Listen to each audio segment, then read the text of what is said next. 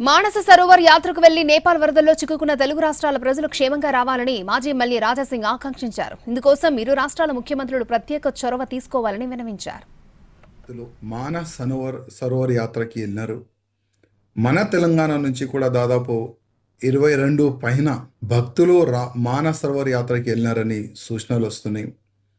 మా తెలంగాణ ముఖ్యమంత్రి గారికి కోరేది ఒక్కటే, కేంద్ర అధికారులు ఎవరు మానిటర్ చేస్తున్నారు, మన తెలంగాణలో కూడా ఒక మానిటర్ టీం పెట్టుకొని మన తెలంగాణ వాసులు సేఫ్ ఉన్నారా లేరా కొద్ది తెలుసుకొని వాళ్ళ ఫ్యామిలీ మెంబర్స్కి సూచనలు ఇవ్వాలని మా ముఖ్యమంత్రి గారికి కోరుతున్నాము. ఎందుకంటే ఇవాళ రాఖీ పండగ, ప్రతి ఒక్క ఫ్యామిలీ మెంబర్స్